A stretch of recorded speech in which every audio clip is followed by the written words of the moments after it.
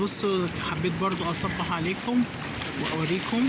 بصوا الاجانب بيستغلوا اماكننا وجونا الجميل رغم ان احنا في شهر واحد. عندهم طبعا في بلادهم تلج والجو هناك بارد جدا قارس. بص هنا بينزلوا اهو المية بتاعتنا، جمال ميتنا. بصوا حاجة روعة. بلدنا جميلة أوي، بلدنا جميلة أوي. نازلين يشوفوا الشعاب المرجانية بتاعتنا والأسماك الجميلة اللي في البحر الأحمر طبعا. يعني حاجة قمة الروعة وقمة الجمال.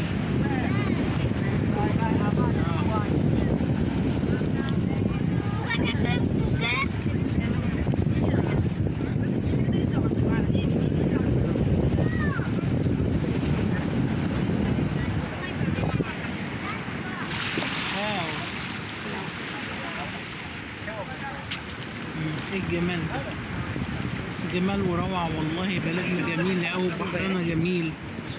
يعني البحر الأحمر ده من أجمل البحور، تستمتعي وانت فيه. مفيش، ما قالوش الدنيا ساقعة ولا الجو، لا.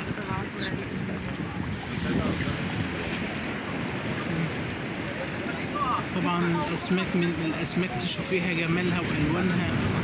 سبحان ما أبدع، سبحان الله في الجمال، سبحان الله في خلقه، سبحان الله في جمال الطبيعة بتاعتنا. بصوا أنا بصور لكم كل اللحظات الجميلة بتاعتنا اللي بنقضيها. بص اهو عيال صغيرة ما بتهبش البحر من أمان عندنا. يمكن أنا البحر ده ما بخافش منه زي ما خاف من بحر اسكندرية أو موج اسكندرية. لا ده حلو، ده حاجة قمة الجمال والروعة. بصوا بشارككم معايا لحظات الحلوة والوقت الجميل اللي أنا بقضيه. بصوا الجمال، بلدنا حلوة.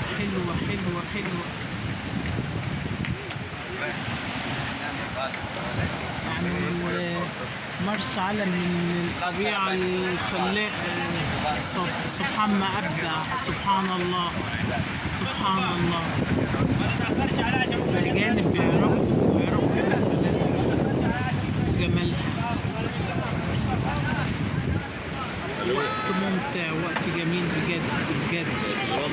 أنا مبسوطة إن أنا موجودة هنا، مبسوطة جدا.